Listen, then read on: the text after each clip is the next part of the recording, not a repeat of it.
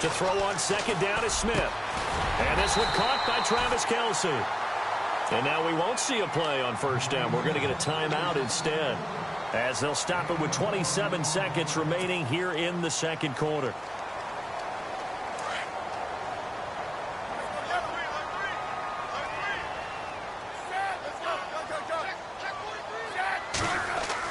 Here's Smith throwing on first down. Forced out to his left. He'll wind up getting right about 4 there on the scramble, and it's second down. Okay, he's not going to get the first down, but this is still a nice job of buying some time and then running to get to the sideline and get out of bounds and avoid the big hit.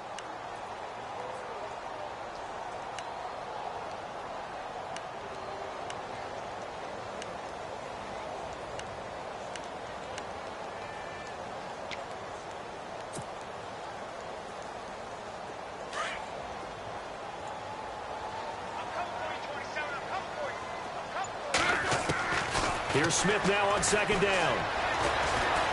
Flushed out right. Into heavy traffic, and it's intercepted. Picked off near the 34. And his guys have got it back at the closing stages of the first half. Well, I get what he was trying to do. He was moving to his right and trying to shift the coverage, but instead he shifted the coverage also to the right and threw right into it for an interception.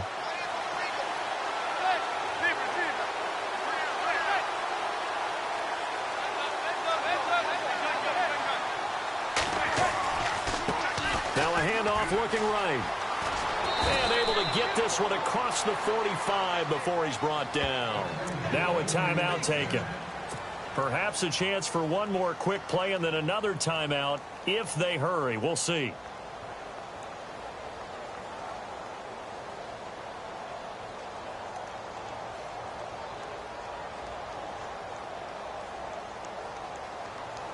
Fresh set of downs here.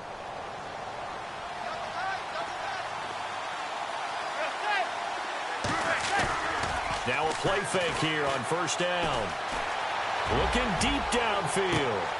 And he fires one that's intercepted. Picked off at the 13. And he will be brought down as time has now run out on this first half of action. So we've hit intermission. It's halftime. This is the NFL, and it's a presentation of EA Sports.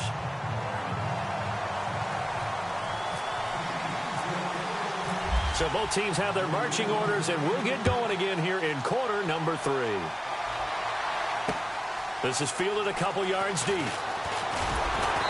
And he will be brought down here at about the 17-yard line. And here comes the Giants offense back out onto the field. They have a chance to break our tie here as we get a look at the first drive of quarter 3. And it's such a tone setter, isn't it? Because both sides trying to seize momentum to begin the half. What do they have dialed up that'll give them an advantage to move the ball downfield? Let's find out what they have dialed up. They'll send a receiver in motion to the right. They'll let Perkins carry to start the drive.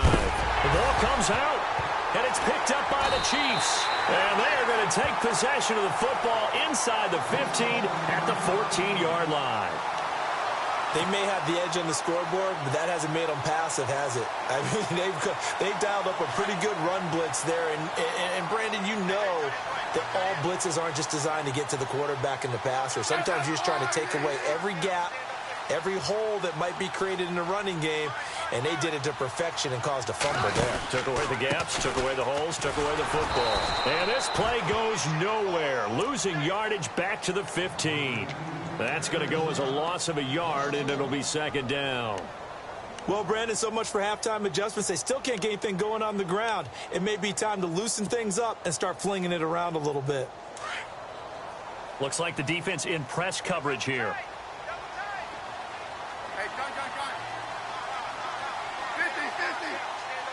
And no press coverage here. They are backing off in the secondary. They'll run it here with Hunt. And he goes backwards here, losing yardage back to the 16. He lost 2 there, and it's third down. Third and long, it's Smith. Dancing to his left.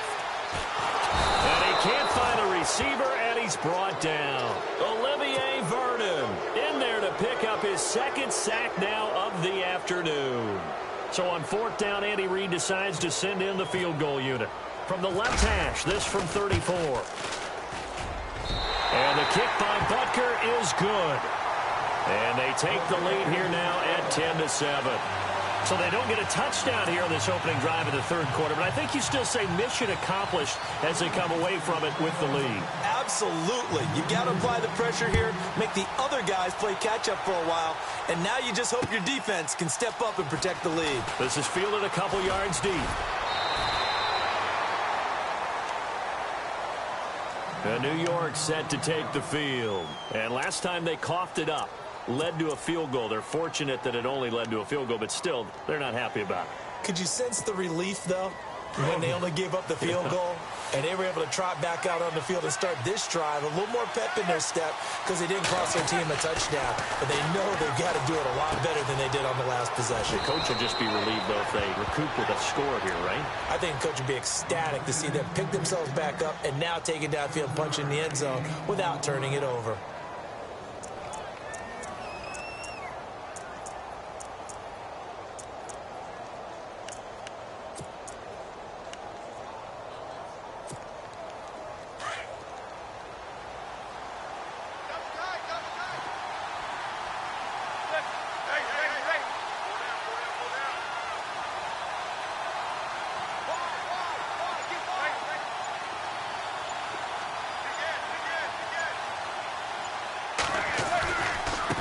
Now they try the right side here. Not much room here as he only gets it to about the 30. Give him a yard on the run there, and that's going to set up a 3rd down and 2. Well, praise has to go to the guys on the offensive line because they've had a very nice, productive day running the football. How about that poor defensive line? They've been knocked around the entire game, and while they slowed them down on that run, can they continue to do so? Because they haven't had much success throughout this ballgame. And it's a short one here, complete to the tight end. It's a 7-yard gain there, and it's good enough to move the chains. I feel like Eli Manning has just gone from downfield bomber to a guy who can complete everything. He can hit him underneath now, can't he? Yeah, we just saw that there with that pass completion. The maturity of a veteran taken with the defense will give him. On 1st down, Manning eluding the pressure right. And no escaping this time as he'll go down. They got him for a sack. The game plan for any defense is finding ways to make a quarterback uncomfortable in the pocket. When you bring pressure from all angles, you never know who's going to get home. In this case, the left cornerback, right in the face of him, puts him down.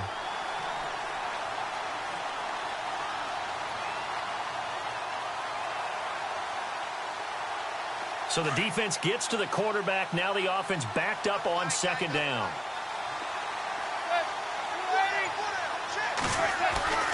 Manning going to throw. Looking left side, and it's complete. And he'll be taken down, but not before getting this inside the 30. And that one results in 35 yards.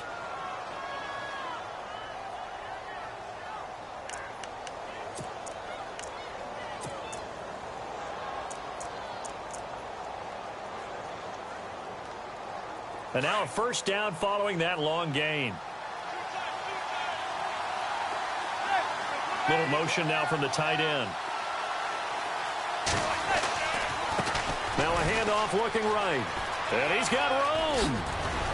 And he's brought down. Another nice gain, 13 yards that time, and another 1st down. Another good run for him. What else is new? That'll put him right at 150 yards for the game, so he's really made his presence felt in this one. And a new set of downs here after picking up the 1st on the ground. And the wideout in motion.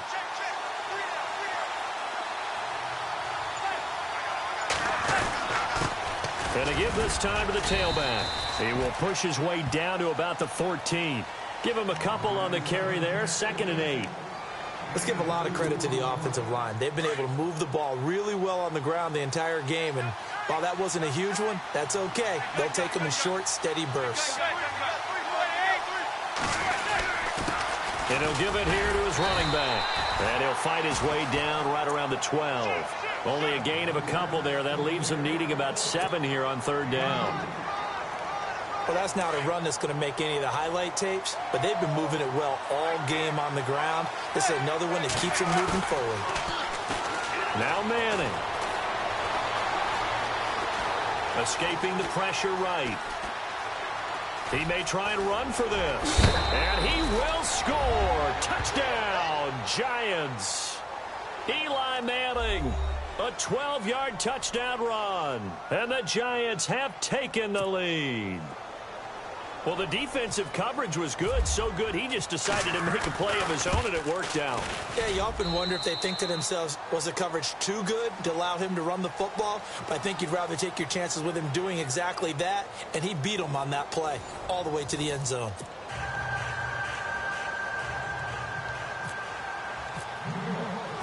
The kickoff team on the field now as they will send this one away. This is fielded at the goal line.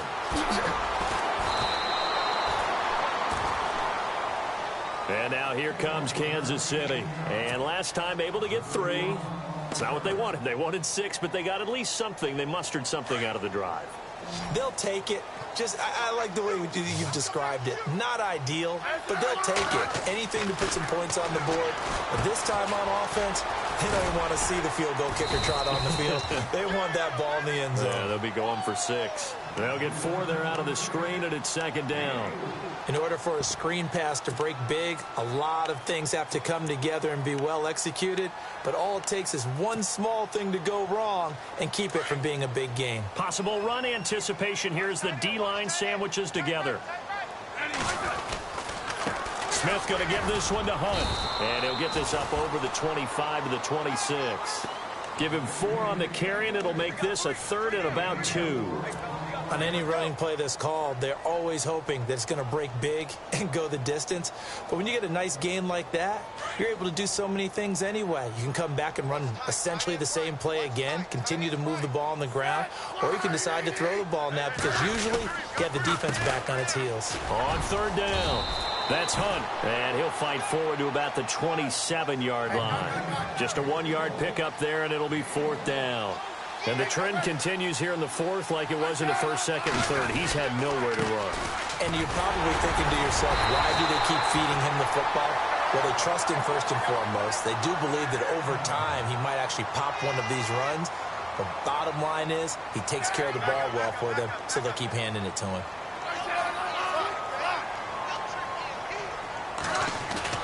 They go play action here on 1st down.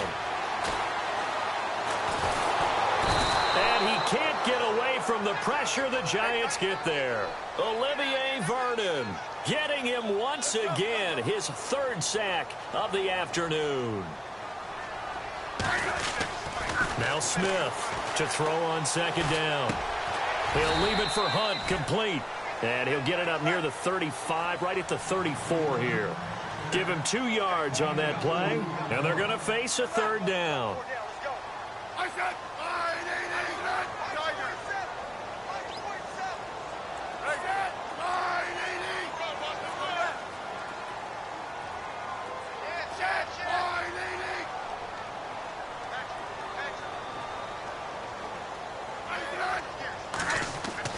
Here's Smith.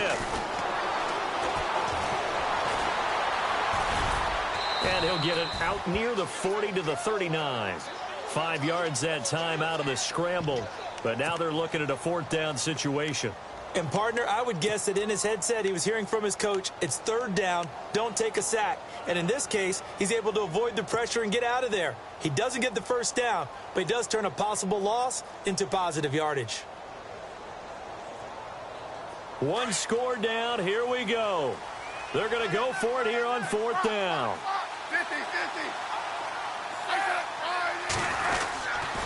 They'll run for it with West. And he's going to have a 1st down as he's brought down at the 44-yard line. It's a gain of 5. And on 4th down, they're able to convert and move the sticks.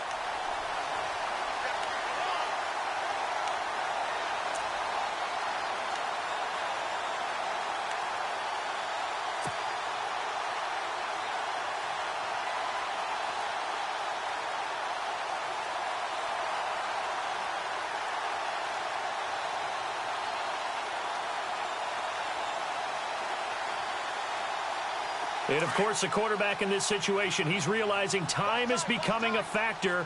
Let's see if they can get some points on the board here late. They'll run. This is Hunt. Trying to run inside, but nothing there. No gain on the play. It'll be second down. Seems pretty obvious defensively a key was stopping the run game. How have they done it so successfully? To me, it seems that these guys really did a nice job of paying attention during the scouting report meeting. And you know, Brandon, when they do those, they talk about the top plays that these guys like to run. The best runs for the top running back, those are the ones you focus on and want to take away. And they've done that pretty successfully in this game. Time for a break. We'll come back, see what transpires after this. Now, this will be the 9th play on this drive.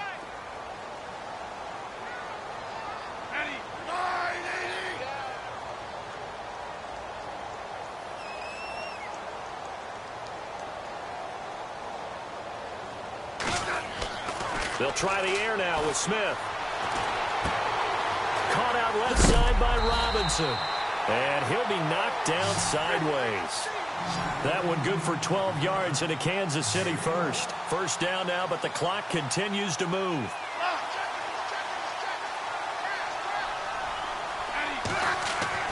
He'll look to throw. Now he'll dump it underneath to his running back, complete. And he gets this inside the 35-yard line.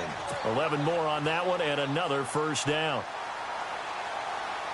And the seemingly endless drive continues.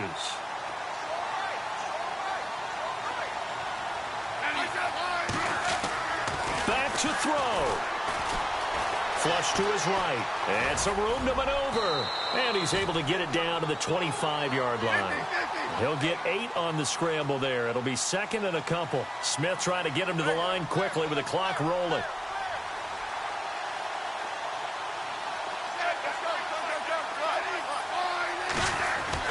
Back to throw. And Hill with it over the middle. And he'll take it down here just shy of the 15 at the 16-yard line. And now before this first down play, we're going to get a timeout here, as the clock will stop with 55 seconds remaining in the football game. In the red zone this time.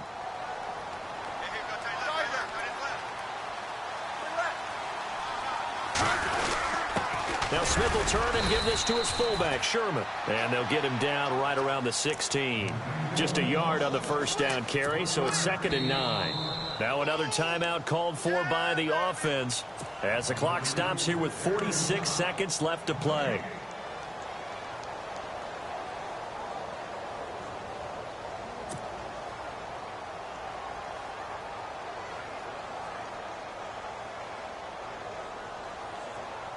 Offense has been out there a while. This is their 14th play in this series.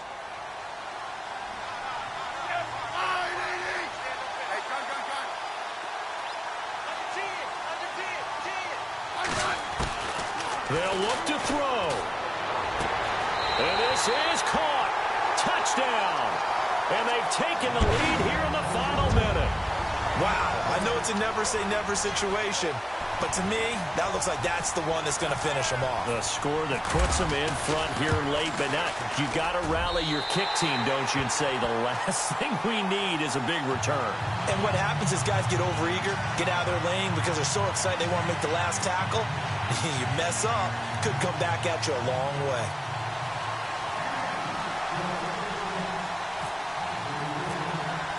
Butker now to kick this one away.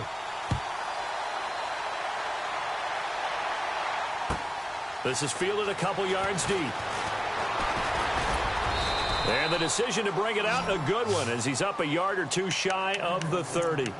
And now out come the Giants. They only need a field goal. Obviously, the clock a huge factor. They'll be watching that. What do they need to do here, Charles? Your sequence of plays has to get you out of bounds. Completions, get out of bounds, gain some yardage. Then when the clock hits 7 seconds or left, now you've got a decision. Are you in field goal range, or is it Hail Mary time? Because from 7 seconds down, you don't want to take a shot that you're going to have another play. We'll see how they handle it. 6 yards on the pickup, and that'll make it a second down. One thing I think that's safe to say defensively, the tackling's been really good. And because of that, it's been very, very hard for them to move the ball because you're not getting the benefits of run after catch. They're tackling them almost on the spot. That means you have to run extra plays, harder to move it. And this is caught. First catch by Brandon Marshall. He takes it across for the touchdown, and they've taken the lead late in the final minute of the fourth. Wow, wow. How many people are watching this one right here who gave up? Because that score, they might want to try and rush back into this stadium. Yeah, what looks like is going to be the game-deciding score, although a little bit of time left, so you can't count your chickens before they're hatched. Well, they better come back in here and watch this one because you and I, we're not going anywhere. We want to see this one play out.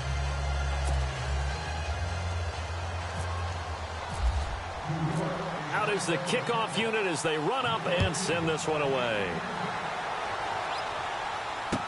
This fielded a few yards into the end zone. And a good return as he'll be stopped just shy of the 30-yard line. And now here comes Kansas City. One possession game. Time very much a factor. How does the offense handle this situation? Well, in a lot of cases, they should be somewhat relaxed. And I know that's counterintuitive because this is a pressure situation.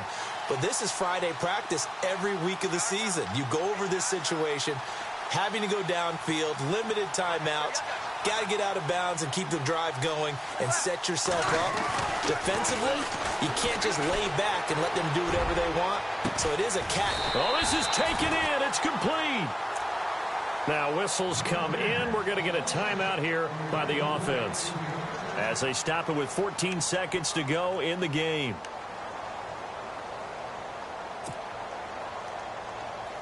So here we go, 1st and 10 now.